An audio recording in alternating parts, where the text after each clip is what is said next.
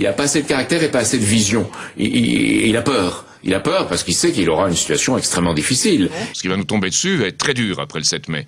Donc, lui ne doit pas attaquer à moitié ce qu'il a appelé le monde de la finance. Il y a un grand risque. S'il les attaque à moitié, il sombrera. Et il sera sous une pression terrible et il sombrera.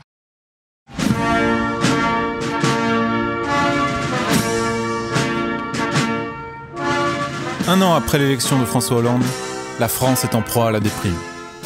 Le changement est passé et les problèmes empirent. Le gouvernement a capitulé sans combattre face au monde de la finance et la désintégration de la zone euro engloutit tous les espoirs d'une vie meilleure. Destruction des emplois industriels, explosion du chômage, scandale politico-financier, saccage de la jeunesse, guerre et saisie des dépôts bancaires comme à Chypre. La chute semble irrémédiable. Et pourtant, l'alternative a été présentée lors de l'élection présidentielle.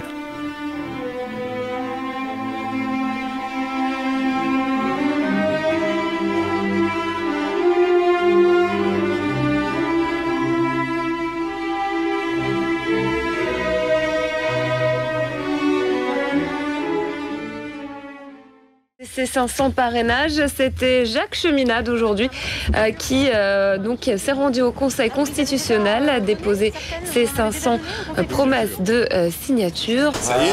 Ça y est, vous avez les 500 Oui, signatures. 538. Qu'est-ce que ça vous fait? Même Marine Le Pen a du mal à recueillir ces signatures. Vous avez les 538. Que les maires sont intelligents, réfléchissent, et pour beaucoup, parce qu'ils sont d'accord avec les idées que nous défendons, pour d'autres, pour la démocratie, qu'ils ont voulu lancer dans l'arène quelqu'un qui a annoncé en 1995 que dans 10 à 12 ans, une crise financière et monétaire très grave allait se produire, qu'il fallait prendre des mesures, qu'il fallait s'en défendre. On ne l'a pas fait. On en est arrivé où on est aujourd'hui, et ce n'est que le début. La phase suivante de la crise, celle qui vient, fera bien voir que si on ne change pas les choses, la Grèce n'est que le premier domino. Pour les élites parisiennes, c'est la stupeur. Celui qui avait été condamné au silence depuis 1995 remonte sur la scène politique. C'est impensable. Vous connaissez-vous Monsieur Cheminade ? Pas du tout. Pas du tout. C'est une sorte de réapparition. On avait vu ça il y a, je crois, une quinzaine d'années. Donc voilà qu'il revient. Et personne ne sait ni d'où il vient, ni où il va, ni comment il trouve ces 500 signatures. Comment expliquer que Jacques Cheminade et le NPA ou Dominique de Villepin n'arrivent pas à les obtenir? Là, c'est un grand mystère. Je ne peux pas vous répondre. Comment vous expliquez quand même que Jacques Cheminade ait apparemment obtenu ces 500 signatures et pas Marine Le Pen? Alors d'abord, faut attendre vérifier qu'il les a vraiment, mais il les a déjà eu une fois, donc ça n'est pas absurde. Il y a des choses assez étranges. Bon, c'est 500 signatures, oui. C'est ça qui est étonnant quand même. Il y a 500 maires en France, des gens qui ont été élus, qui ont sous leur responsabilité la vie de centaines d'administrés, de femmes, d'enfants, de personnes âgées, des maires, quoi, qui lui ont donné leur signature à Jacques Cheminade. Alors Cheminade, il a été déjà candidat en 95, ce monsieur. Oui. D'ailleurs, il prédisait une grande crise internationale qui allait déstabiliser les États et les marchés financiers. Alors à l'époque, ça lui a pas réussi, 0,27%, mais Jack is back en 2012. Mais ça vous agace, Christine Boutin, que Monsieur Cheminade, par exemple, ait ses 500 signatures et pas vous? Ça m'étonne. Ça vous met dans quel état? Ça m'étonne. J'avoue que je ne comprends pas. Je ne comprends pas ce qui se passe. Je ne comprends pas. Je ne comprends pas. Que des maires, des gens élus vous donnent une signature, c'est incroyable. Je ne sais pas comment vous les avez. Je ne sais pas comment vous faites. Si alors, vous avez un numéro de fakir, mais c'est incroyable. C'est très simple. C'est incroyable pour ceux qui n'ont pas fait leur travail proprement ou correctement. Nous avons établi une relation depuis 1995 avec des maires. C'est un long cheminement. Et je veux remercier ces maires. Je veux les remercier vraiment de tout cœur, parce que c'est eux qui nous ont permis d'être là et qui ont permis, dans cette campagne, d'amener quelque chose qui est différent de celle des autres. Alors qu'est-ce qui a bien pu motiver les maires à présenter la candidature de Jacques Cheminade plutôt que celle des apparatchiks du système que sont les Villepin, les Morin et les Boutin? Les maires qui ont signé, ils ont signé contre le système. Alors, je ris beaucoup de ce dessin du canard enchaîné, où on voit les 6 soi-disant principaux candidats dire « Moi, je suis contre le système, moi, je suis contre le système, c'est moi !» Tous en viennent, mais tous y sont plongés. Tandis que nous, ils nous voient en dehors, et une des preuves, c'est que la presse nationale ne nous a pas couverts. Quels ont été vos arguments auprès des maires pour obtenir les 500 parrainages, Jacques Cheminade? Les arguments, ça a été d'abord le travail, et les jeunes militants. C'est-à-dire, le travail puisqu'on a commencé en octobre 2010. Ensuite, les jeunes militants sont allés voir et la relation avec les maires sont déroulées sur à peu près, je dirais, 1 an. Souvent. Des éditoriaux que j'écrivais, il les recevait à peu près toutes les 3 semaines, et il discutait avec ces jeunes militants qui n'avaient pas de code, pas de catéchisme, qui discutaient des questions politiques et surtout qui rappelaient à ces maires, beaucoup on avait besoin de leur rappeler, qu'en 1995, j'avais pas prédit, mais prévu que si on continuait comme on allait se produire une crise financière et monétaire grave. J'avais pas dit exactement quand, j'avais dit 10, 12 ans. Elle s'est produite. C'est vrai, ouais. Vous avez dit que la bulle allait éclater. Les maires qui ne croyaient pas à ça en 2002, en 2006, 2007, là, se sont dit, tiens, il l'a dit, les autres l'ont pas dit, ça serait intéressant de le voir, comme en plus il défend la justice sociale, de le voir sur la scène politique de cette campagne. Alors j'ai regardé vos interventions lors de la campagne de 1995, vous disiez, Wall Street c'est dangereux, la City de Londres c'est dangereux, c'est un cancer, un jour ça nous pètera à la figure, et c'est vrai qu'il faut vous donner acte, vous l'avez dit plus tôt. Ça a pété à la figure, c'est une des raisons pour lesquelles les maires ont signé. Parce qu'ils disent, on le voit arriver chez nous. On voit que les dotations sont gelées, on voit qu'on n'a plus de moyens, on voit qu'on a beaucoup plus de travail à faire qu'auparavant, et on nous donne pas les moyens de le faire. Donc ils se sont dit, quand même, il y a quelque chose qui se passe dans le monde, en France, en Europe, et qui est cohérent avec ce qui nous arrive à nous. Donc voilà quelqu'un qui a dit ces choses-là.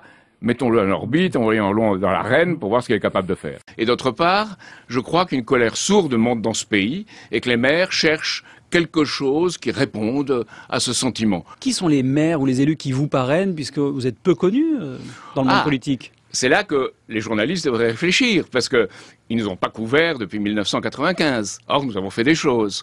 Parce que c'était pas la mode, on n'était pas dans les médias, puis il y avait des instructions qu'il fallait pas couvrir ce vilain petit canard. Mais qu'est-ce qu'avait fait Jacques Cheminade en 95 pour être à ce point détesté? Certaines vérités que j'ai à dire ne devaient pas être dites.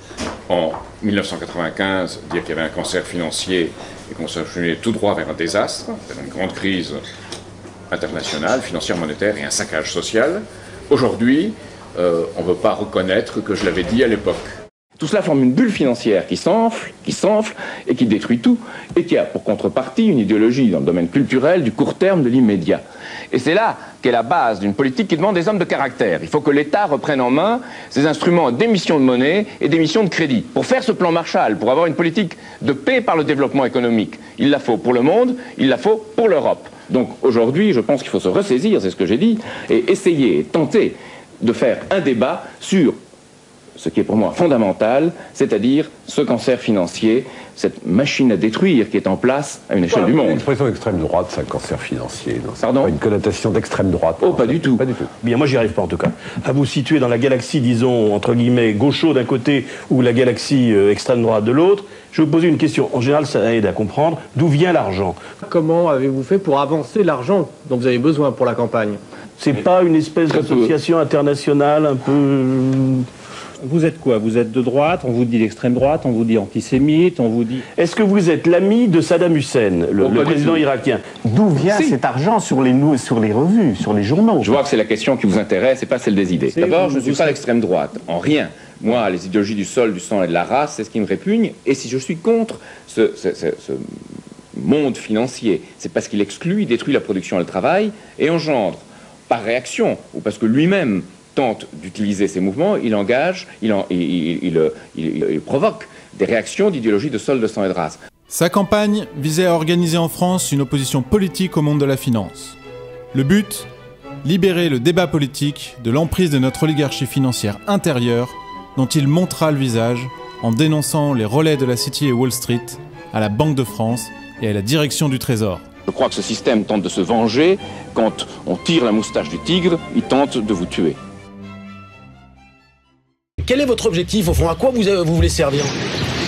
Je reviens sur 95 parce que malgré ce score faible, très faible, le Conseil constitutionnel a rejeté mon compte de campagne dans des conditions uniques. Donc il devait penser que pour avoir écrasé un moustique tel qu'il le décrivait avec un marteau pilon, je devais avoir une certaine importance. L'importance que j'avais alors, c'est celle d'aujourd'hui, la crise s'est produite, et maintenant je propose des solutions à cette crise.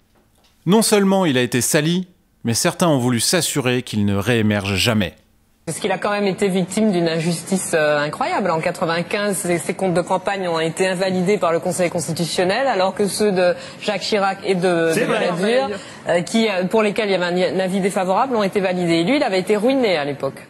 Souvenez-vous qu'en 2011, suite aux enquêtes sur le Karachigate, même Roland Dumas, président du Conseil constitutionnel en 95, avait avoué avoir invalidé délibérément les comptes de Cheminade. Et vous invalidez Jacques Cheminade alors que vous ne touchez pas au gros? Oui, bien sûr. Oui. Jacques Cheminade était plutôt maladroit, les autres étaient adroits. Deux juges du Conseil constitutionnel de l'époque, Jacques Robert et Maurice Faure, ont alors rompu leur obligation de silence, expliquant que l'injustice était trop forte. Les comptes de Balladur et Chirac auraient dû être invalidés, mais ont été maquillés à la demande de Roland Dumas. Alors que le compte de Cheminade a été rejeté pour un motif imaginaire et même contraire aux lois. Depuis, l'État n'a eu de cesse de poursuivre Cheminade pour qu'il lui rembourse le million de francs d'avance dû au candidat. Ce harcèlement s'est même poursuivi jusqu'à l'élection de 2012. Mais c'est l'avoir sous-estimé que de croire que cela aurait pu suffire à l'arrêter. HEC, ENA, très diplômé. Oui. Licencié en droit même. Licencié en droit. Alors, est-ce que vous avez réussi dans la vie? Oui, je pense que oui, parce que j'ai dit toujours la vérité. Je me suis jamais dégonflé devant les puissants de ce monde. Et l'ENA et qu'on finit avec 1150 € par mois, c'est qu'on a réussi sa vie ou pas? C'est qu'on a été en dissidence et qu'on s'intéresse pas à l'argent.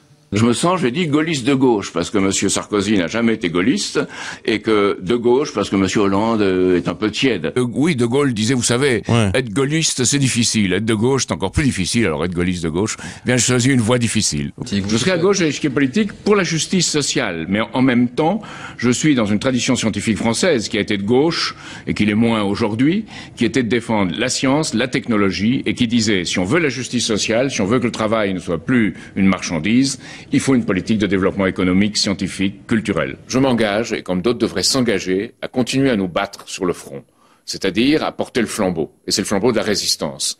Et aujourd'hui, cette résistance, c'est la résistance à ce monde de la finance qui détruit tout, qui emporte tout et qui fait du saccage social. Alors, Raymond Aubrac était opposé, tout en lui, s'opposait à une politique d'occupation de la France. Et cette politique aujourd'hui, c'est une politique d'occupation financière et culturelle. La France peut être un catalyseur dans le monde. Elle est petite, elle ne peut pas tout faire seule, il n'y a pas de repli national possible, il n'y a pas de chauvinisme possible. De Gaulle n'était pas chauvin d'ailleurs, pas du tout. Mais il faut que la France soit exemplaire. Et là, on a une chance dans l'histoire. Oui. Alors, on entend à peu près tout sur vous. On compare votre parti à une secte par moment, Solidarité et Progrès. Ça, c'est la chose la plus imbécile qu'on ait pu dire. On comparait la France libre à une secte au départ. Oui. Hein. Et quelque part, si on voyait le nombre de personnes, elle l'était. Et De Gaulle, on lui avait interrogé. Pourquoi avez-vous si peu de gens autour de vous? Qu'est-ce que vous êtes? Comment pouvez-vous dire ce que vous dites? Et il avait répondu, vous savez, dans les périodes de tension, dans les périodes de tragédie, les possédants sont toujours possédés par ce qu'ils possèdent. Oui. Et les possédants n'étaient pas dans son camp. Et je pense qu'aujourd'hui, on n'a plus des hommes de caractère. On a dans le système occidental ce qu'on appelait à la fin de l'Union soviétique des hommes de caoutchouc. Et c'est le seul candidat qui a saisi la gravité de l'époque. J'ai peur d'une situation où il y a une désintégration financière dans le monde. J'ai peur d'une situation où ce genre de désintégration amène la guerre. Et pour ça, il faut faire quelque chose et réagir. Il y a urgence. Le système financier et monétaire se désintègre dans le monde. L'Europe se décompose. Il y a urgence parce que dans ces situations, on va vers toujours un affrontement, un conflit et en fin de compte la guerre. Je vois une élection où les uns et les autres amènent des idées très souvent déjà connues, ils sont dans le rejet. Moi, je suis dans la vision et le projet. Et ce que je voudrais amener, c'est une sorte d'utopie positive. C'est-à-dire que nous donnions aux générations futures les moyens d'être. Il faut faire sauter le verrou financier qui pèse sur nos sociétés. Vous savez, ma campagne, ce sera un monde sans la City et sans Wall Street. Il y a une politique de la City, de Wall Street, d'intérêts financiers, d'une oligarchie financière qui est de détruire les États-nations. L'Orex, qui est le plus grand marché mondial des produits à terme, s'apprête à lancer un contrat sur la dette française à long terme. Il n'y a qu'un candidat qui en a parlé, c'est Jacques Cheminade. Écoutons-le. Quand l'Eurex, le principal marché des produits dérivés, crée pour le 16 avril un produit dérivé, c'est-à-dire un pari à terme, sur lequel on pourra spéculer contre la dette de l'État français, c'est quelque chose qui se prépare pour après le 7 mai, qui est une offensive des milieux de la City et des fonds hyper spéculatifs. Je pense qu'il faut constituer un front de résistance très vite contre ce monde de la finance. C'est là qu'est le point essentiel. Ce que je dis à François Hollande, c'est qu'on ne peut pas lutter contre le monde de la finance à moitié, comme on ne peut pas faire un enfant à moitié. Il faut y aller pleinement. Dans quelles dépenses faut-il couper? Jacques Cheminade. On ne doit pas couper les dépenses en période de crise. Jamais. On ne paie pas les dettes si le paiement implique une purge sociale et économique comme celle qu'on nous prépare. On a vu les politiques du chancelier Brüning dans l'Allemagne de 30-32, on a vu les politiques de Laval en 35, on a vu où elles nous ont conduits.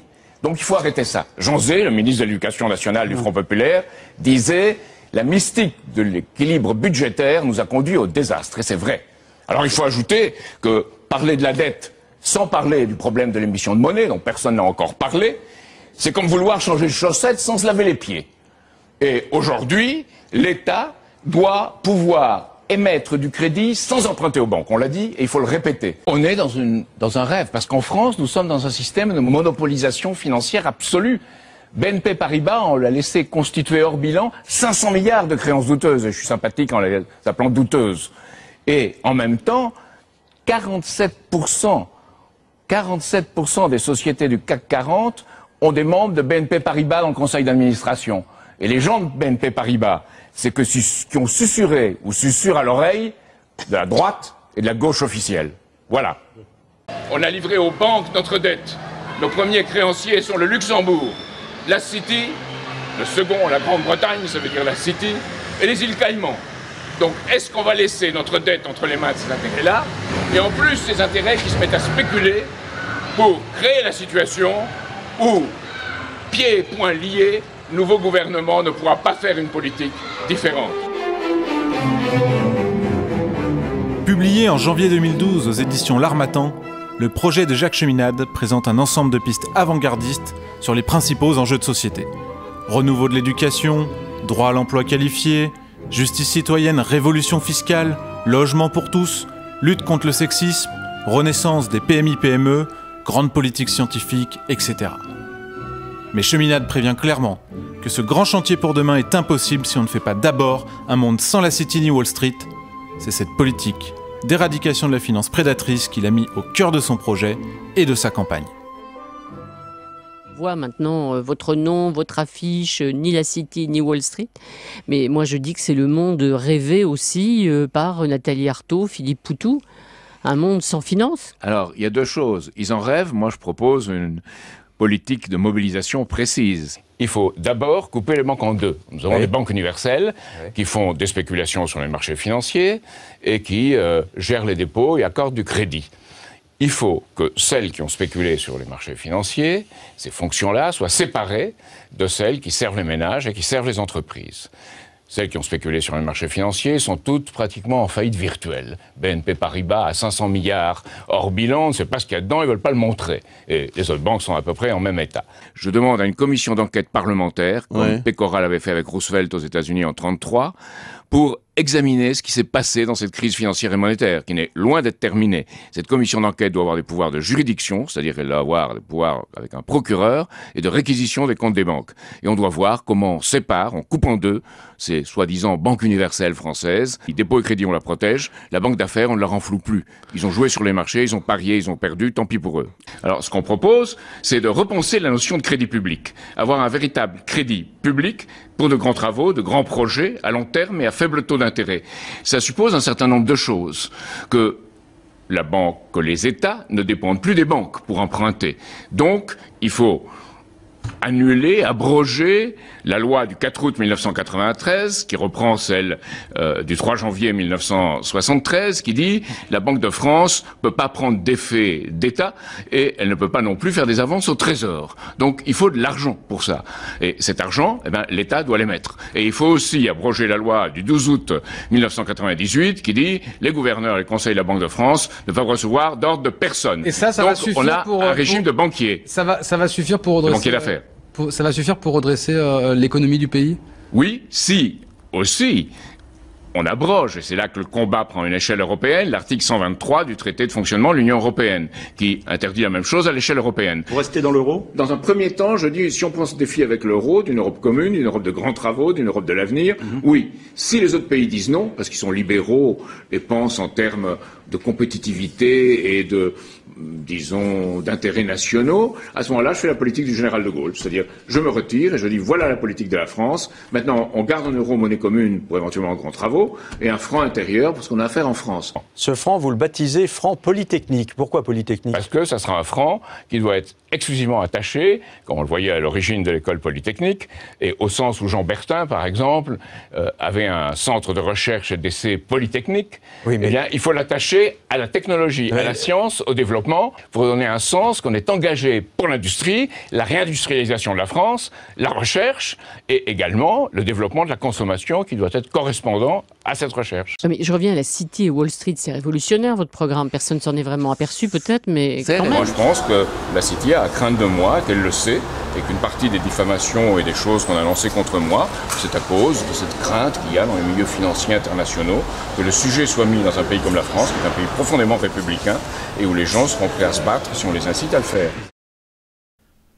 Dès septembre 2011, le directeur de campagne de Jacques Cheminade contacte toutes les rédactions, les principaux commentateurs politiques et les responsables d'agences de presse, afin de les prévenir que Cheminade était en passe d'obtenir les parrainages. Il leur a communiqué dès alors un dossier de presse complet incluant son projet et tous ses éléments biographiques. Entretiens téléphoniques, e-mails et même rendez-vous s'enchaînent pour faire connaissance avant la campagne. Mais le silence est maintenu autour de sa candidature. Entre le 1er janvier et le 19 mars 2012, soit les 10 semaines précédant l'officialisation des candidatures et l'entrée en vigueur de l'égalité du temps de parole, Jacques Cheminade n'a eu droit qu'à 0,34% du temps de parole octroyé aux 10 candidats par la suite validé par le Conseil. Dès le dépôt de ces parrainages, France Inter va rompre le silence et déclencher la machine à salir qui empêchera Cheminade de présenter son programme. Bonjour. Est-ce que vous pensez vraiment que le 11 septembre n'a pas eu lieu ?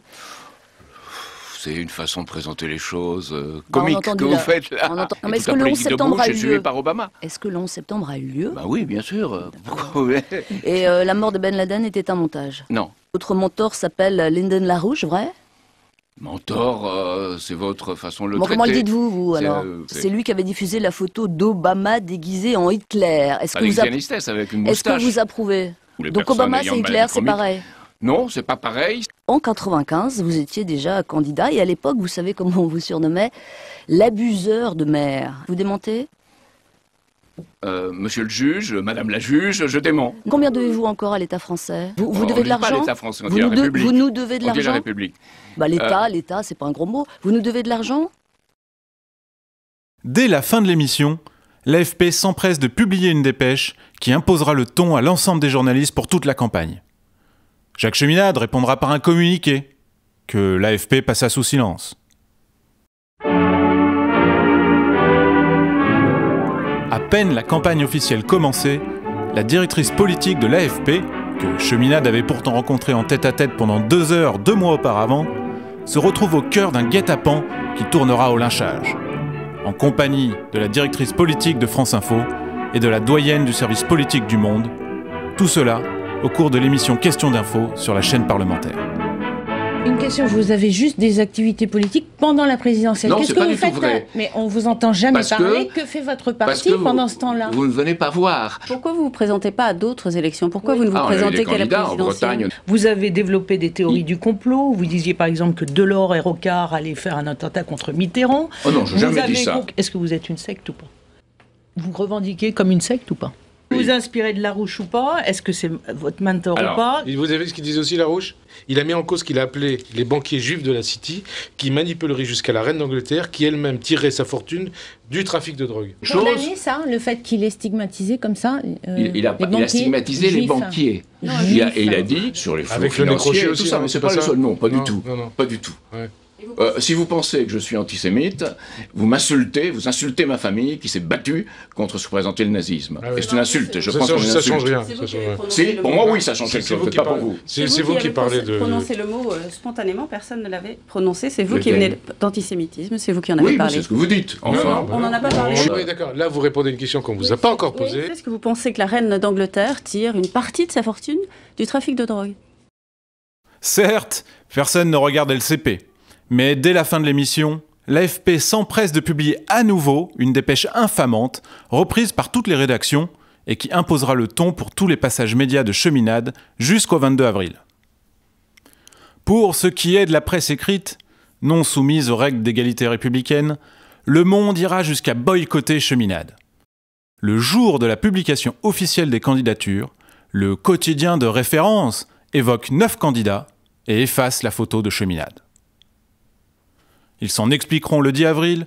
Nous n'avons pas interrogé Jacques Cheminade, position qui est celle du journal Le Monde depuis l'officialisation de sa candidature, prétextant ne pas savoir qui il est vraiment. Mais nous, on propose une interview à tous les candidats, donc ils auront tous droit à leur interview dans Le Monde. Qu'on ne parle pas de Monsieur Cheminade, qui, à mon goût et à notre goût, est un candidat folklorique, ça ne me gêne pas. Nous, on ne raisonne pas en égalité, on raisonne en équité. Ce qui ne les empêchera pas de publier des articles dithyrambiques contre Cheminade. Si là encore la réponse de Cheminade au Monde ne fut pas reprise par l'AFP, elle n'en manqua pas pour autant sa cible. Vous avez parlé du journal Le Monde, il se trouve que vous n'êtes pas interrogé par le journal Le Monde qui ne veut pas vous donner de tribune, en gros parce qu'il estime qu'il y aurait trop de zones d'ombre autour de vous. Dans votre réponse, dans un communiqué, vous comparez pratiquement Le Monde à de la presse collabo. Ah non, je n'ai pas dit la presse collabo. Bon, franchement, c'est pas... J'ai cité Hubert Beuve-Méry qui disait dans les années 30 que lorsqu'on mettait des gens à l'index, on se livrait à des méthodes qui étaient celles de régime totalitaire. C'est pas mon terme, hein. C'est lui, c'est Hubert Beuve-Méry, le fondateur du Monde. Je comprends ce que vous dites. C'est-à-dire que le monde se laisse abuser par des puissances occultes financières. C'est la même chose. Occulte. Il y a 2 BNP dans le monde. BNP Paribas qui a souvent assuré dans le passé ses fins de mois. Bon, le monde est manipulé par la finance, BNP, la nouvelle BNP avec Berger, Neal et Pigasse, pardon. Et si vous voulez vraiment voir le visage de la presse libre, revenons sur la directrice politique de l'AFP. Lors de l'émission sur LCP, elle se dévoila en militante de choc pour la saisie de l'avance des 153 000 € dus à Jacques Cheminade. Donc vous devez 170 000 €, je crois, au fisc, hein. Je dois ces euros, pas au fisc. On dit que ça ne relève ni des impôts ni du domaine. C'est autre chose. C'est un ovni juridique. C'est au trésor public. Hein. C'est au trésor public. C'est-à-dire... Mais vous savez... Faisant preuve, à l'opposé de sa connaissance du programme, d'une connaissance parfaite du dossier juridique et des arguments de ceux cherchant à priver le candidat de ses moyens de campagne. On a, certains journalistes qui participent à cette émission, on a interrogé des personnes qui connaissent ce genre de dossier, proches du Conseil constitutionnel, et qui disent que donc vous allez obtenir, on va vous remettre un chèque de 153 000 € comme avance par rapport aux frais. Donc cette personne que nous avons interrogée avec Sylvie Maligrand, qui joue un rôle relativement important au niveau de la vie constitutionnelle en France, dit que le fisc pourrait vous retenir ces 153 000 € pour se rembourser des 170 000 € que vous lui devez. Ce serait quelque chose d'inique en plus, parce que on ajouterait injustice sur injustice. Mais c'est possible. C'est possible. Je ne crois pas. C'est l'administration. Il y a toujours une procédure qui est en cours devant la chambre d'appel. Ça sent si bon la France, ce jardinet où l'on voit chien méchant. Ça sent si bon la France, ça sent bon le pays. Quel pays? Mais ça sent bon notre pays, mais oui. Non, j'ai surtout l'impression que ces journalistes sont des branleurs. C'est-à-dire que tous se refilent le même dossier et posent les mêmes questions. J'appelle ça des voleurs d'images et des voleurs d'idées. Et j'aime pas les voleurs, j'aime pas les menteurs et les voleurs.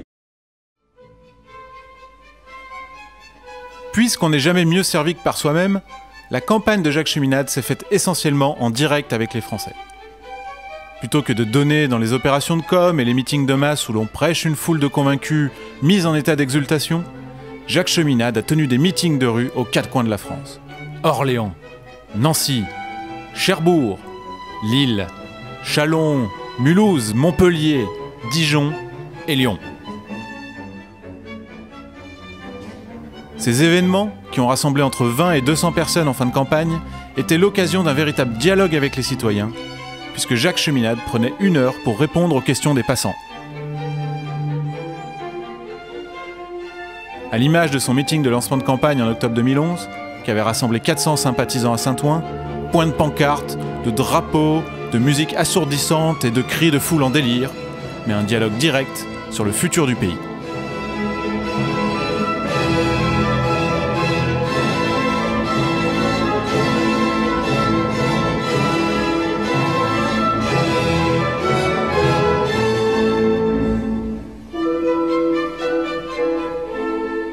Une semaine avant le premier tour, la campagne de Jacques Cheminade organisa le premier meeting participatif par Internet de l'histoire électorale française. Après un discours politique d'1 demi-heure suivi par plus de 4000 personnes, Cheminade a répondu pendant 1 heure aux questions de quelques 250 internautes. Encore une fois, il n'a pas cherché à manipuler les masses avec des slogans bidons et des positionnements politiciens dans le simple but de faire grimper sa cote dans les sondages. Sa campagne a engagé, comme avec les maires auparavant, un véritable dialogue républicain afin de créer une adhésion profonde sur un projet de société. Au-delà d'une échéance électorale et répondant véritablement aux défis de l'époque. Le plan d'action précis présenté par Jacques Cheminade et Solidarité et Progrès pendant la campagne et depuis demeure la seule alternative à saisir pour briser la spirale de la désintégration économique et du saccage social.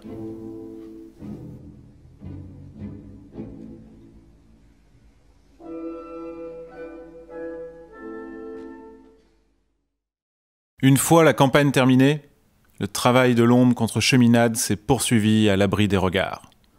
Le 5 février 2013, l'État français a saisi le remboursement présidentiel de Cheminade, malgré que ses comptes aient été validés par la commission de contrôle. Toujours dans un silence assourdissant. La violation des droits d'un citoyen candidat et l'instrumentalisation du pouvoir afin de se débarrasser d'un dissident politique sont un signal d'alerte pour tous. Méfiez-vous. Ce qui arrive à Cheminade pourrait vous arriver si vous vous engagez à votre tour.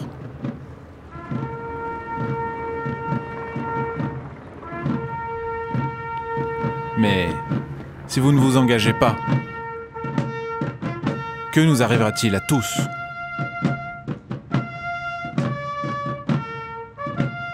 Sommes-nous prêts à déclarer la guerre au monde de la finance ?